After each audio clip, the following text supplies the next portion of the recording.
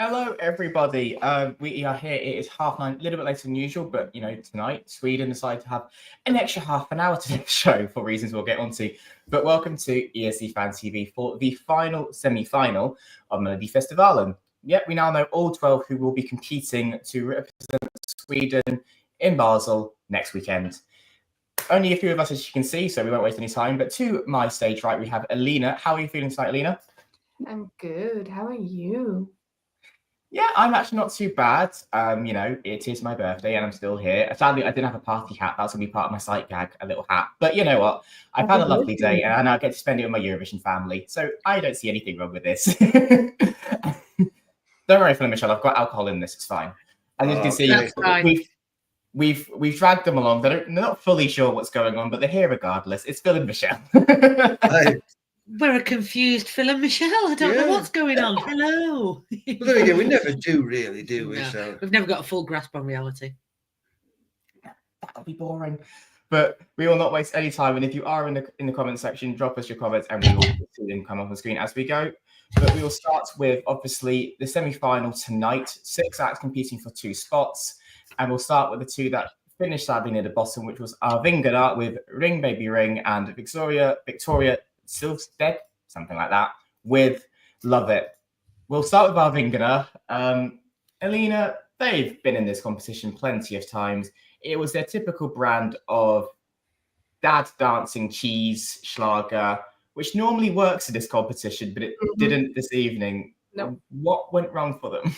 I don't know. I think it was the song, maybe the staging. I think it was everything because, in my opinion, this was the worst song they sent since I'm watching Melodifestivalen, and I loved the other songs way more than this. I just thought this was boring. Well, not holding back that. Phil, Michelle, let's come to you now. Obviously, as I said, it was very in their wheelhouse, and we've had a few Schlager songs this year in Melfest, and none have done well. They haven't hit the mark at all in Sweden. Do you think that Sweden kind of saying we don't want this sort of 90s, 80s sound, or we don't want, this is going to sound really mean, the acts who have done it for decades now to come back and this is all they're going to bring sort of thing? I mean, bless them. It is a bit dated these days, isn't it? But, I mean, they're not young men anymore. It's Arvingana doing what they do. Old school Schlager. It was a good fun opening to the show. And I'm not even sure that they even sort of expect to do that well. They're not in it to win it. I think they're in it to be there and have fun. And good luck to them. I'm not sure anybody's there not to win it, to be fair. I think everyone in Sweden takes this quite seriously. But I think you're right. It is dated. And it is like watching your dad's, your mates' dads get together once a year. And you go, oh, look, there they are. They're back on the telly again and everything. And obviously, the youth have not voted for it. I don't think you're going to get older people voting as much as you get the youth voting. So I think that is the issue with them. I mean, obviously, I bloody love them because I love me a man band. I love an old man in a man band. They had the little matching outfits and everything, and all the little it's all so dated, the dancing and everything that they do. I love all that sort of thing, and I think it's absolutely brilliant. And I had them as my number 2, just for nostalgic reasons of, oh, look, it makes you warm inside and it brings a smile to your face and it makes you happy, but you're not necessarily going to vote for them. Oh, it was pure nostalgia, wasn't it, really? I would leave you for any of them. What, even the one that looks like Alec Baldwin? Yeah. No, it is. I would agree. It's very much your dad and his mates who loved Schlager have got loose again. But you know what? I always say more power to him. I couldn't even do that, now, let alone in 25 years when it's like around their age. So, I tip my hat to them.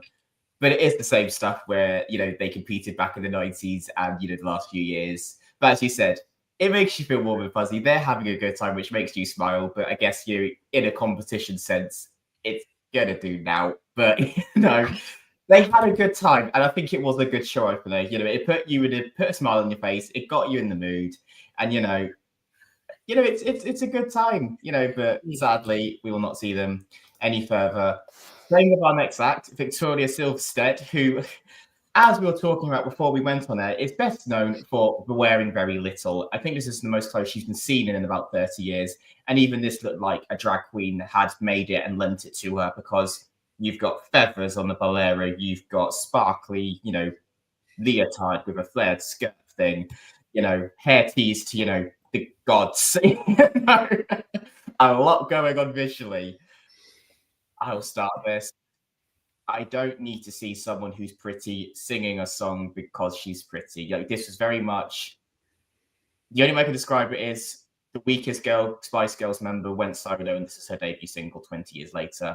That's what it gave going back after being in a girl group on their own, and it fell flatter than a witch's tit. It wasn't great. The whole silver and black staging was quite white. I thought that was all quite dynamic and fun, but stuff we've heard before. Lyrically, stuff we've heard before. There was nothing fresh about it, I think is the best way to say it. It was just a bit there. But she looked like she had fun, So again, well done to her. Phil, Michelle, could you see yourself wearing something like that, Michelle, or maybe in a similar sort of hairstyle, blown out to the gods? It's strange you should say that, Elliot, because did you notice the sleeves? Put that one back on, Phil. That one. This one. Look at the sleeves. There's the proper sleeve. Are they not the Ram Tam Tiggy Dam sleeves that I did wear last year? What, as baby lasagna? As baby lasagna? I think they were. And there's no shortage in our house of tinfoil, because you can always guarantee for Eurovision you're going to need the tinfoil for dressing up. So I am actually the same age as her as well. We were discussing this before we came on. I know I might not look like I am, but I can't afford her boobs or her face. But what was the song called again, Elliot? Love It. Oh, he's on mute. I'm on mute. It was called Love It, and Sweden really didn't. I didn't. No. I mean, you were saying that if you listen, she's singing along to a backing track. She is. It's heavily, the backing track is massive on this track, and she's sort of singing along to it, but you can hear that she's not in tune with the backing track. And when she does, I'm going to go sing on her own. She isn't. She's just talking, and she's not even talking in tune. Bless her. It wasn't good, was it? But she enjoyed it. It gives people of my age hope that one day we could be on a Eurovision stage. I've got all the outfits, I've got all the sequins, I've got everything, but it was just awful. I can't sugarcoat it. I've tried to be nice about everything, but this is just awful. Well, you never know. She might turn up in a similar outfit for San Marino next year. She might go down that route. She's got the money to enter San Marino, let's be honest. Alina, we've seen some interesting fashion in Melodifestivalen over the last few years, and it always seems to center around a silver bodysuit. Where does this rank in your mind? Because I just can't get the sort of hodgepodgeness of that together. She's a woman who's had won God knows what, has shared runways with Dior and all these lots, shared a hotel. She's even said she flat shared with Melania Trump and what with Paris Hilton. Where did she find this outfit? I don't know. And I'm not gonna ask her to borrow that. Like the other ones, maybe I will, but not that. No, it's so much going on. It's like the song itself, there's so much going on. I think if on every aspect she put it down a notch, it would be so much better. But it was like, okay, I'm going to a Melodifestivalen, I'm just gonna throw everything that I have and that I can onto the stage, and to the song, onto the dress, and we'll see what happens. And yeah, it didn't happen much. Can I just ask a question? Because this is the first week that I've watched, because obviously we've been busy with other things, and you have specialists that normally take care of this sort of thing. Has Victoria been in it before? Not to my knowledge, no. Because when I was gobsmacked. Yeah, I was absolutely gobsmacked when she came on. I thought, oh, she's not a singer.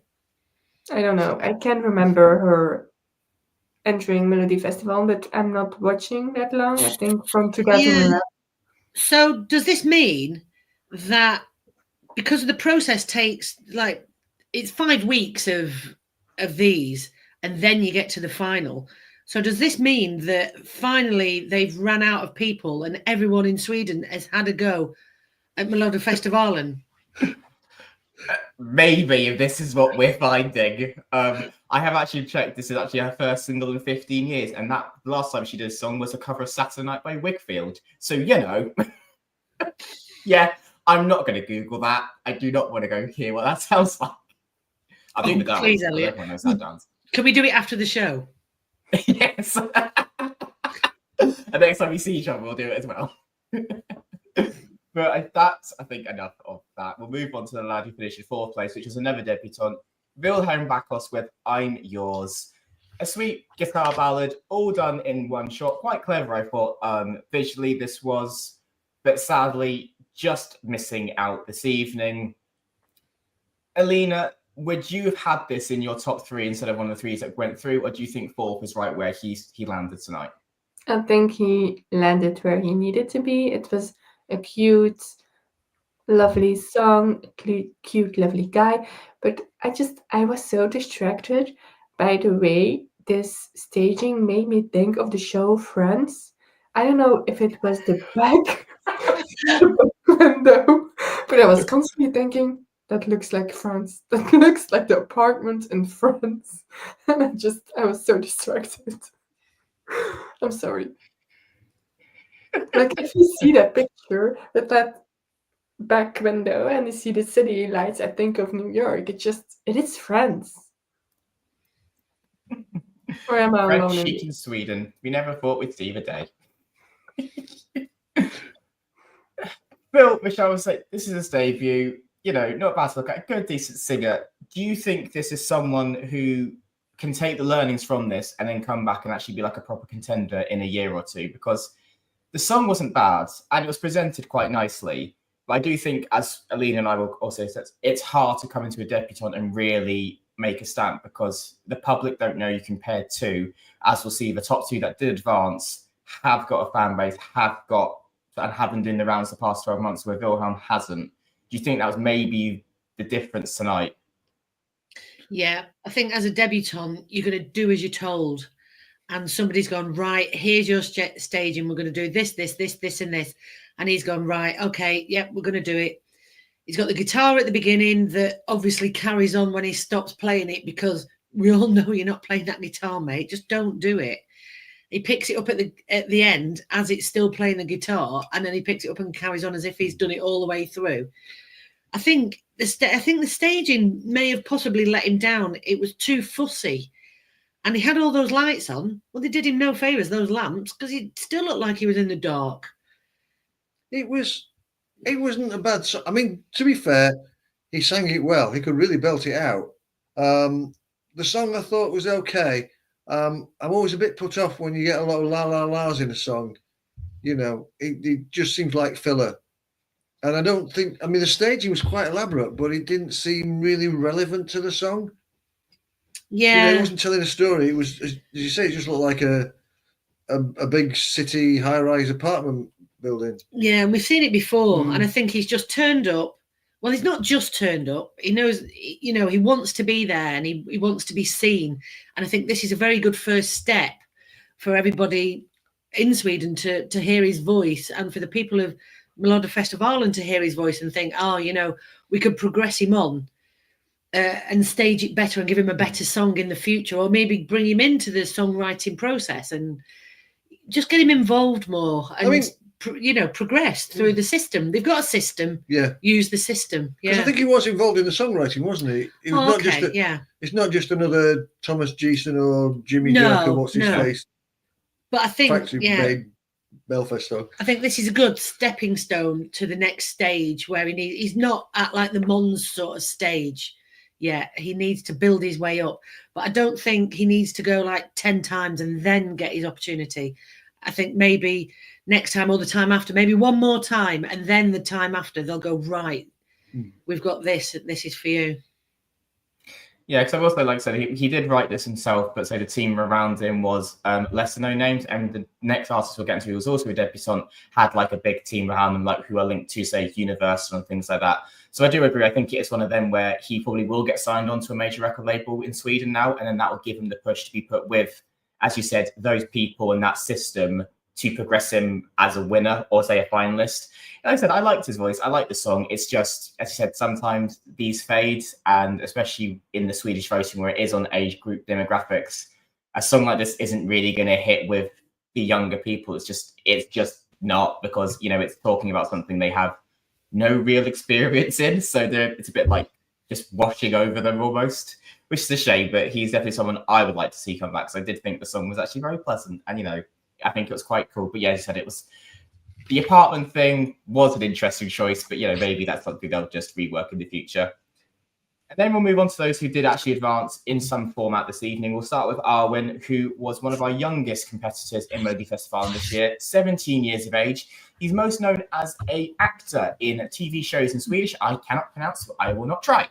The song was called This Is Mine, and lumped with big names such as Anders Verhal, Julie Argard, and Peter Buström, who are all linked to major record labels in Sweden.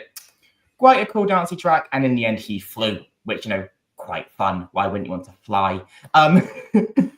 Phil, Michelle, do you think if this song had advanced and won, St. Jakobsson thinking, how the fuck do we make this lad fly in May? Because I'm not sure that would be allowed.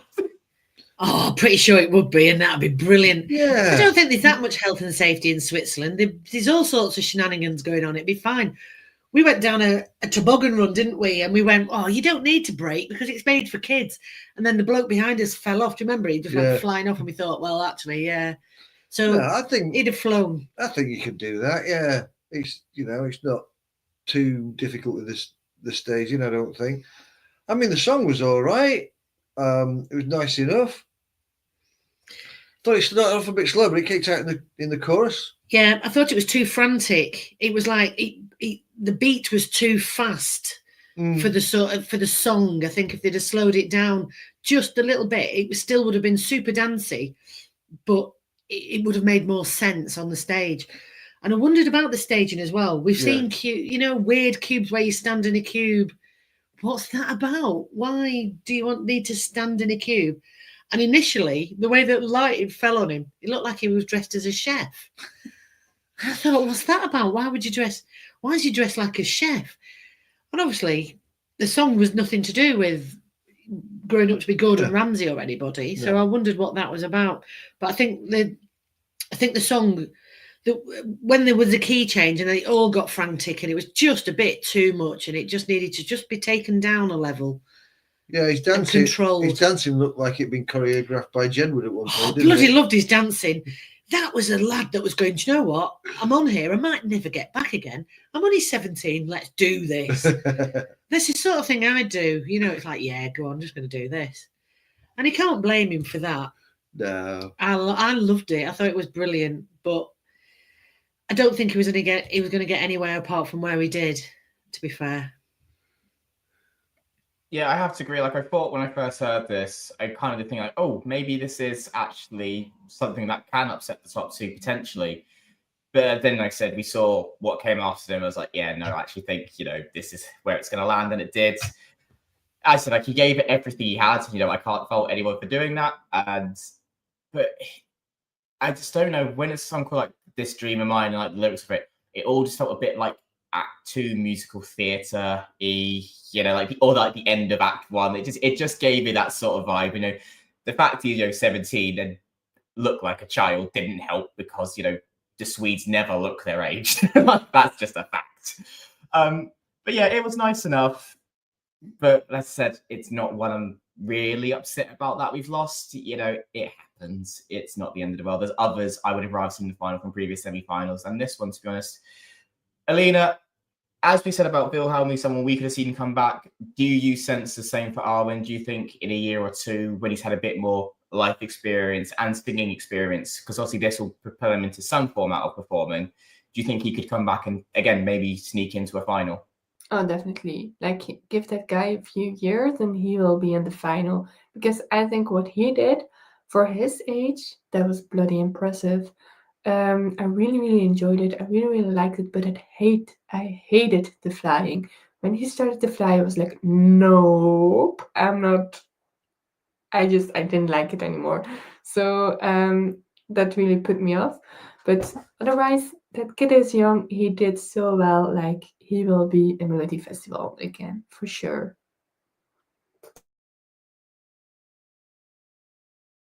And thank you. So now we will move on to the two that went straight through to the final next week. And we'll start with the act that finished in second place, which is Scarlet. Last year, they competed with the song Circus X and narrowly missed out in the final, but have come back and as they said, had a huge upswing in their connection with a new fan base, especially that with the teens. And they've come back with a song Sweet and Psycho. As you can see, big 80 shoulders, chains, dancers with sparkly gimp masks, as Michelle would call it. Two of them started flying at the end. It was all very camp, very all OTT, and I absolutely loved it for every batshit second it was. And yeah, I love these two girls. I have for the past year, and I love this even more. Phil, Michelle, is this your kind of crazy? Kind of. I liked it. I thought it was one of the more interesting songs of the night, really. But I was kind of just a little bit disappointed that, I didn't think the song matched their look, really.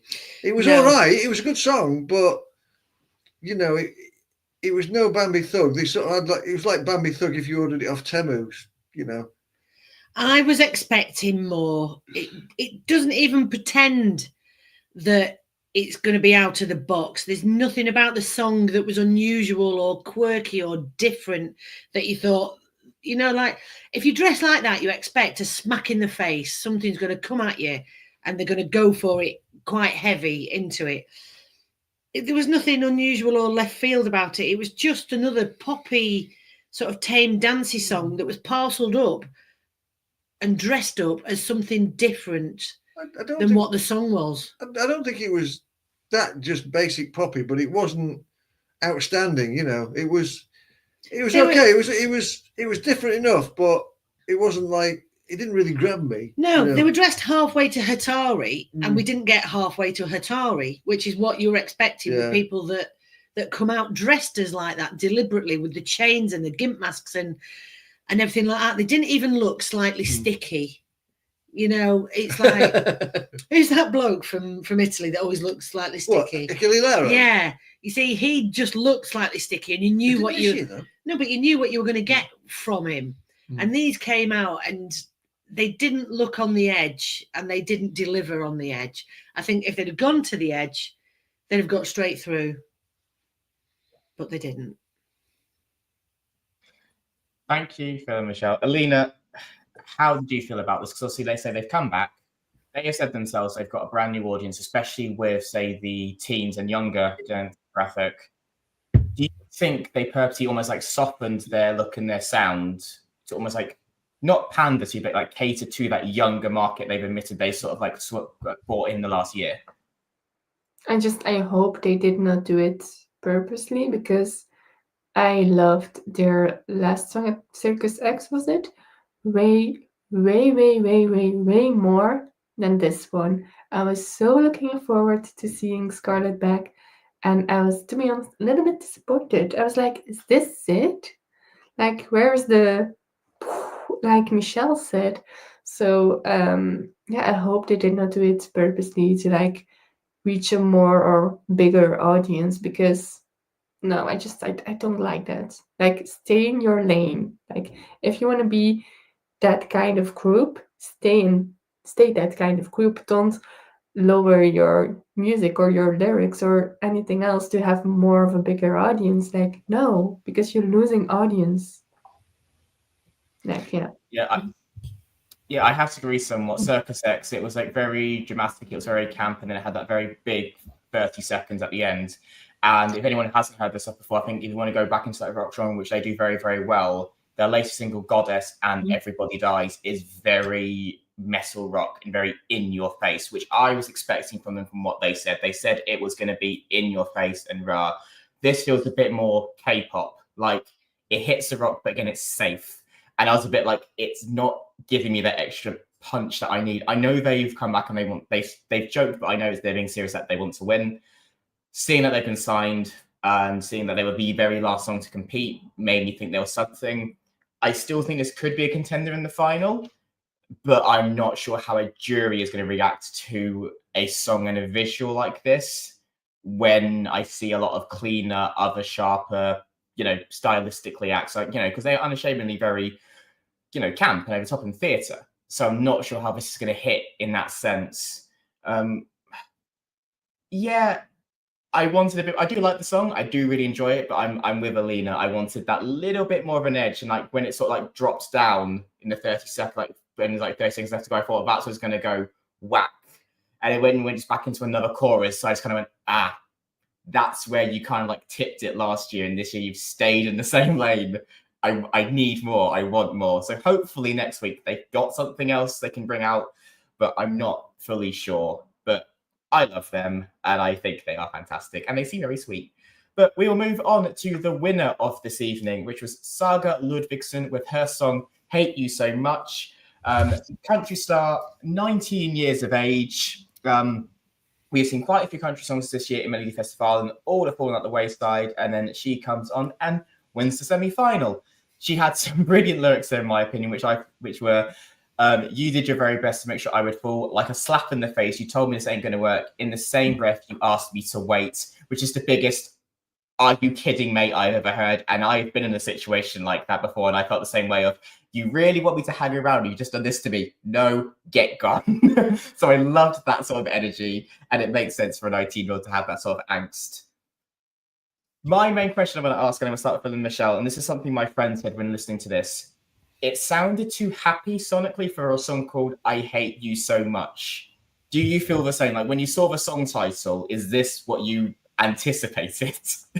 No, it wasn't, but I did write down, I think if you're going to do a hate song, you should always do it with an upbeat tune and a smile on your face, because that really gets to somebody. If you're going, oh, I hate you, then they know that they're in there, and that you're never going to get rid of them, and they're really angry. But if you go, oh, I hate you, ha ha ha, yeah, then they're like going, what?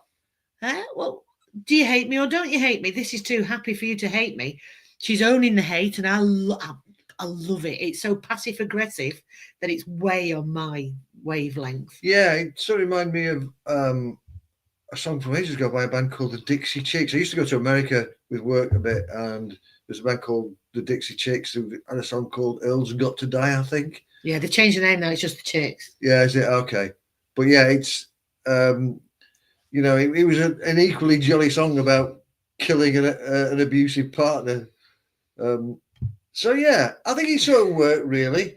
The only thing I didn't like about it was at the beginning, she spent a lot of time sat on the bar, and then she finally got that and went and sat on a stool. So there was a bit too much sitting down at the beginning. I like a sit down. Well, I know, but it's the same as a plinth. It is. Don't sit on your stool for too long. It's the equivalent of a plinth. And we all know plinths are the devil of Eurovision. Mm. But also, I thought she's gone country, but she's not gone country, if you know what I mean.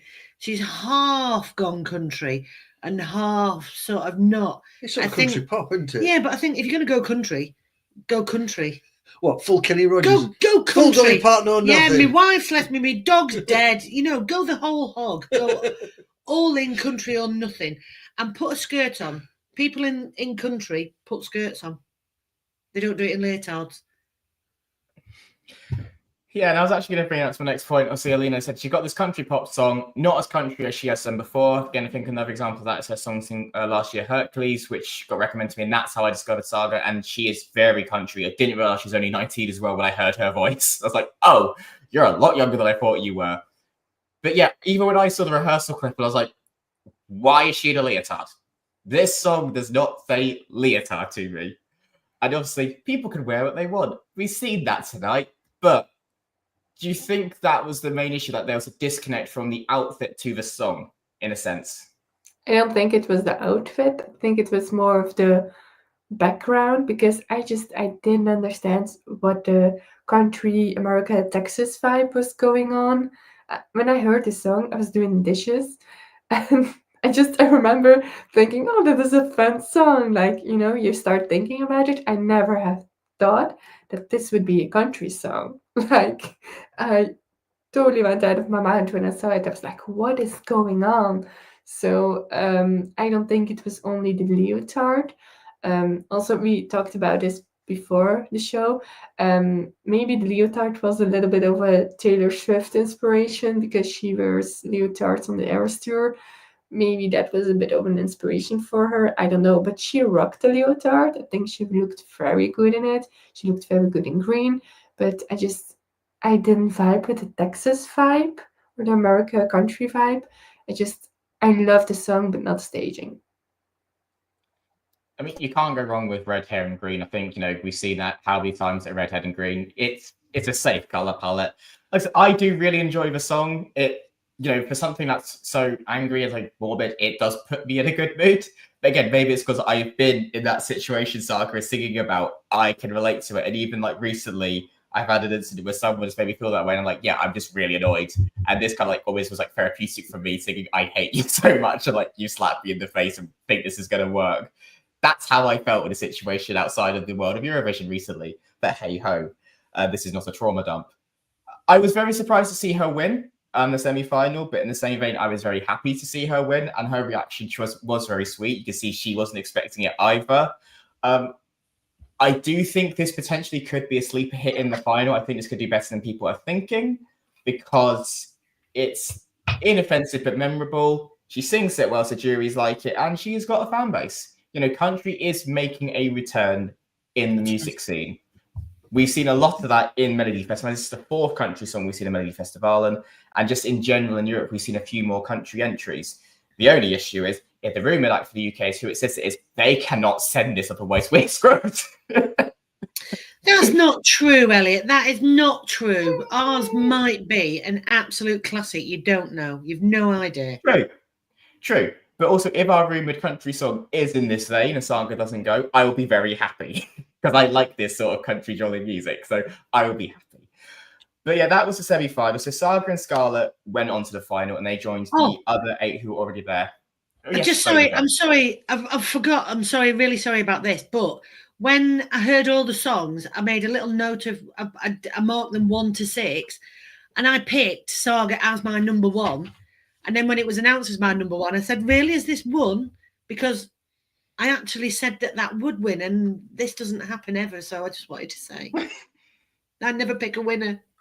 And I think that's quite telling that on first impression, that stood out for you the most. I think, when we think about, say, the Eurovision zeitgeist, it is that first impression. So I think that's very telling that, say, that was your winner on no previous knowledge and going on in that. And I think, that's, again, Saga could be one to watch. I had Saga and Scarlett qualifying, but I thought they'd be the other way around. So, but, like I said, I'm not complaining. They were the 2 I wanted to go through. I was very happy. But then we moved on to the final qualification, which Sweden have changed their format again. They just need to stick to one.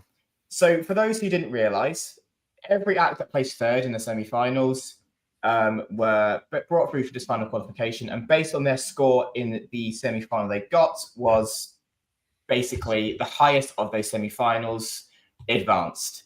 That turned out to be Dolly Style with Yeehaw, with the highest scoring of the third places.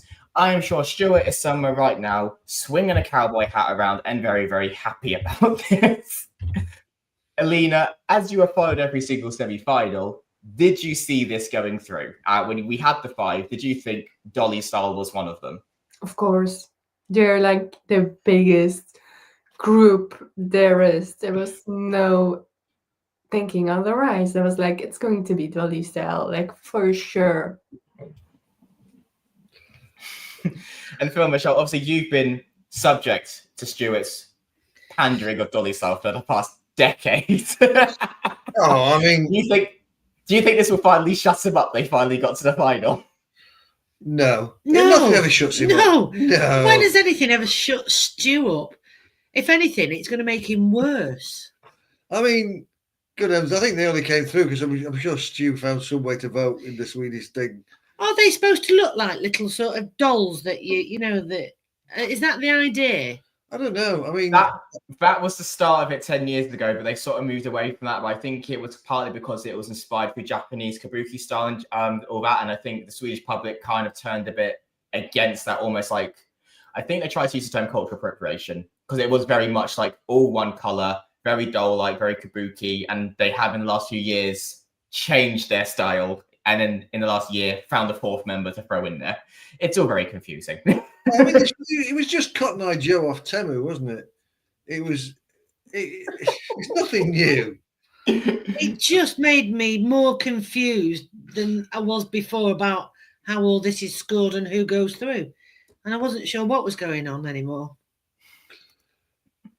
I don't think anyone. It makes San Remo voting look understandable, doesn't it? I did start drinking at this point.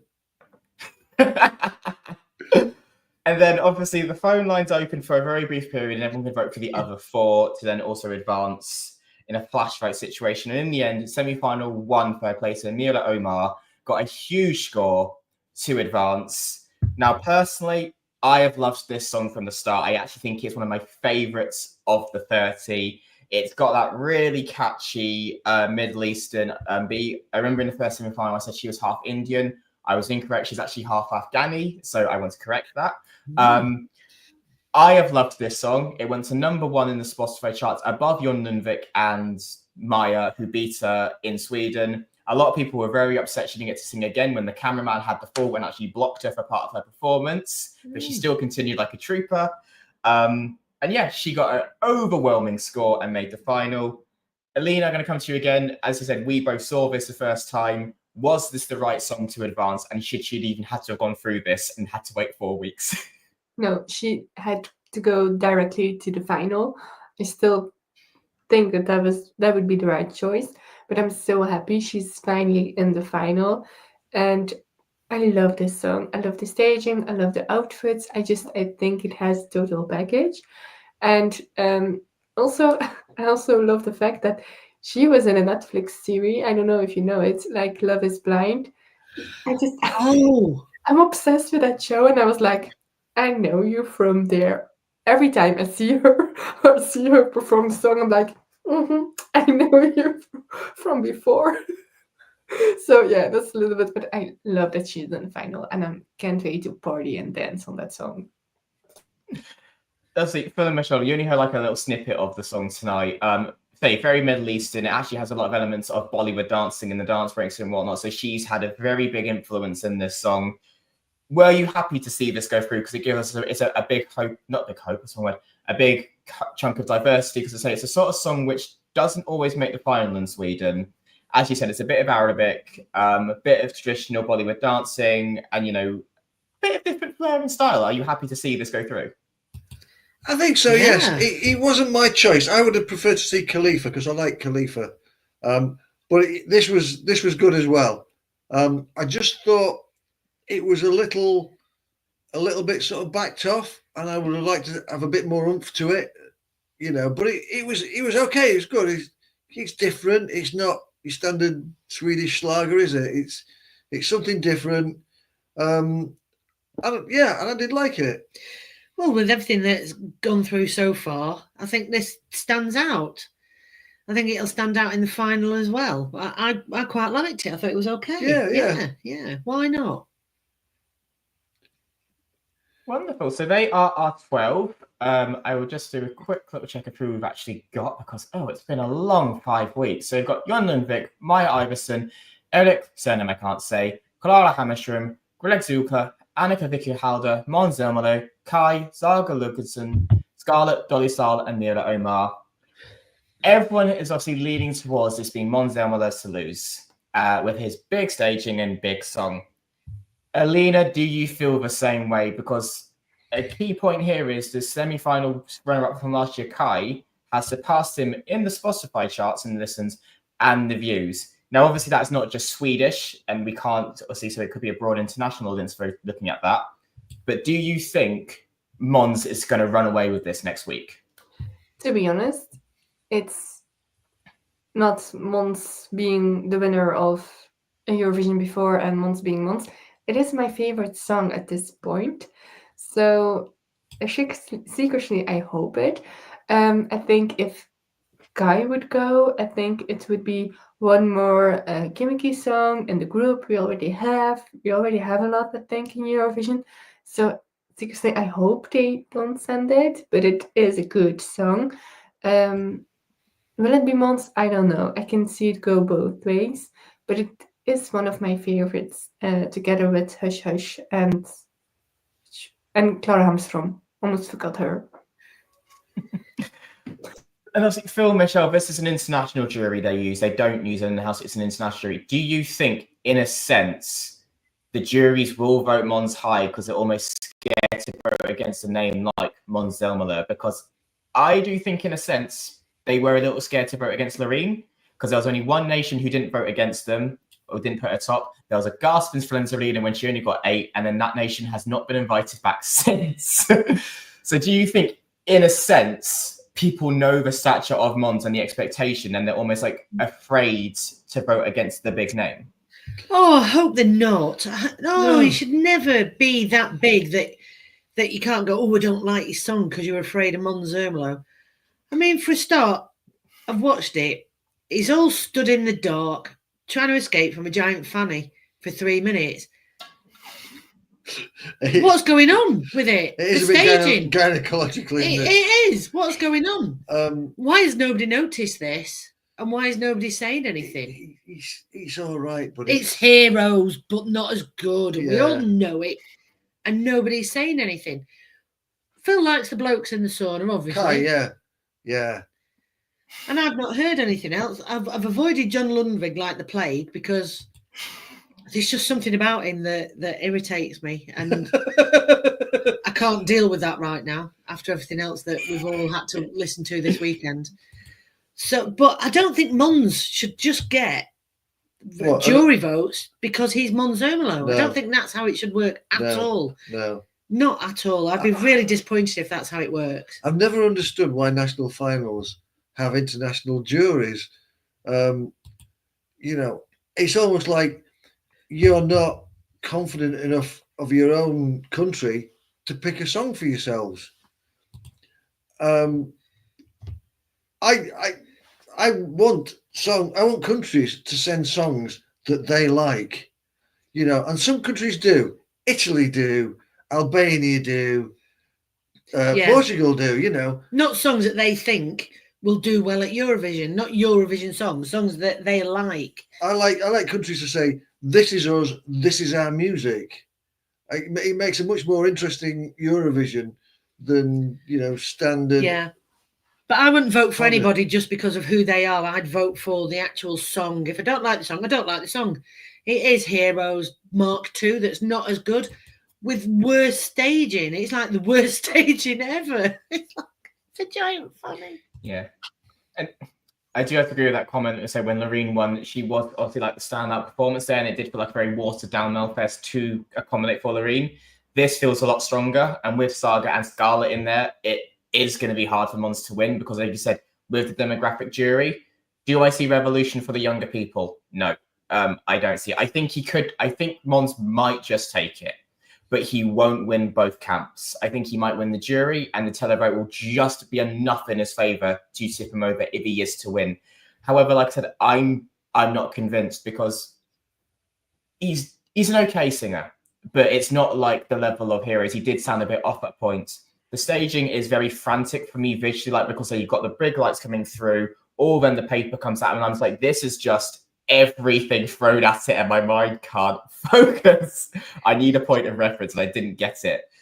And I'm not just saying this because it's Mons. You know, I think it's fantastic. He's been so involved in the contest for 10 years and has wanted to be involved, and he wants to do it. I think that is phenomenal. And people do like to hate on Mons because it's Mons Zelmerlöw for whatever reason, but he is genuinely like passionate about the contest, and I think that is beautiful. The same with Conchita. They genuinely love the competition, and I love that.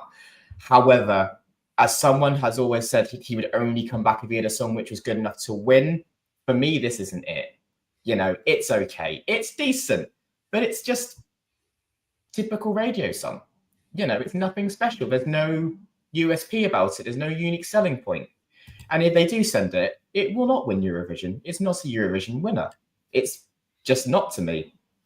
I personally, and I'll ask you guys in a moment, I would personally love to see them send Scarlett, Saga, or Mira, because it'd be something different, maybe a little bit of a risk for Sweden, but as people have said before, they are so stuck in their polished, tidy ways, they need something to push them out of that. I think Scarlett is the biggest risk to push them out of that, because you never expect that from Sweden. Maybe even send Kai, because, yes, that's a huge risk, but it's memorable. And yes, there are quite a few gimmicky songs, but there's none in the first semi-final where they are. So they would still stand out. Like I said, that's where I stand. I do think Mons will just take it, but purely because I think he'll have a strong enough jury score. And the reason why I am concerned about that is because we saw in Estonia last week, you do not even have to try singing, but if you believe your own hype enough and your name is big enough and an audience screams enough for you, juries will be swayed. Because we saw that with Tommy Cash, because as we said, any self-respecting jury would not have put him in the top spot, and quite a few did. Alina, I'm going to put you on the spot now. Who do you want to win? I'm not going to say who do you think should win. Who would you like to see win next weekend? Hush Hush. I would love to see Hush Hush go to Eurovision. Like, Bob. And Phil, Michelle, is there anything from what you have heard so far, with your very limited knowledge, that you would actually like to see on the Eurovision stage from Sweden? Yeah, is Mons Zermelo wearing leather trousers? Because you can't tell with that staging. No, I think they're just flared. I think they're just flared ones. They don't. Well, he's not going to win them. That was the thing that drew me in the first place. I saw in there. Do you remember when he came running forward? You went, "Oh, look at that!" I was like, "Yeah." And Phil just sort of like went, "You're welcome." I don't know. Do you want to see John Lundvik go through again, just so you can see his disappointment in the final? Yeah. You'll get that next weekend when his televote comes in, trust me. If you want to preach a song.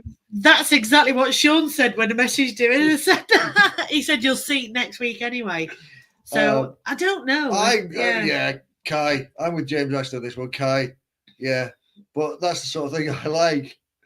But having said that, there's a lot of sort of, I would say, they're not really novelty songs, but they're humorous songs. No, Cafe Macchiato's stupid. I see, and it's espresso macchiato. I think care. Fine. It doesn't matter. It's rubbish. But I don't know if we need another daft song. Well, see, I can't get enough of them, but that's me. I like due to the menopause, I can't remember what it's called. The country and western lady. Oh, sorry. Yeah. And do you know what? I'm going to back her. I would like to see her win for Sweden, but tweak the staging slightly. And I think that would be good. I think Mons is too. It's too. Oh yeah, well it's Mons. That's not how it works in Eurovision. We don't want it's Mons. We want something a bit better. Yeah, and I'd have to say I would either want Scarlett, Mira, or Saga to win. They are my three favourites. I love them all. But realistically, I think Saga's the one that's going to challenge the hardest because it's going to stand out. She can sing very well, and she's clearly got a lot of support there. So I think she is the one to, really cause a fuss. But I will say there's something I've noticed in the trend in the Melodifestivalen, and that the winner for the last 10 years has come from song 4, 7, or 10. So keep an eye on who is drawn in those slots, I would say, because they are where your winners have come from. Since Mons last time, where he sang song 6, the winner has always been song 4, 7, or 10 in the running order in the Melfest final. I don't know why that is, but that seems to be where they put their big hitters in Sweden now. Who chooses where the songs go? It will be the head of the show, Carla Gunnarsson. She will be doing that decision probably now. Her and the team will be making that decision now to be released tomorrow morning. So we should find out soon. But as I said, the winners normally come from song slots 4, 7, or 10. Because that's normally where they get in as well. I bet you're 5 now. Mons is 6. If he was 6 last time, he'll be 6 this time, I bet you. He's had a word with somebody. But that is all we have got to say on Sweden for now. We'll be back next week when all is said and done and in the final. But before then, we've got a lovely little road trip, firstly to the northern central part of Europe, where tomorrow we're off to Denmark and Germany. And then 24 hours later, we are flipping over to the Balkans, where we are talking about Croatia and Serbia. I'm on some of those shows. I need to double check which, but I'll be back then.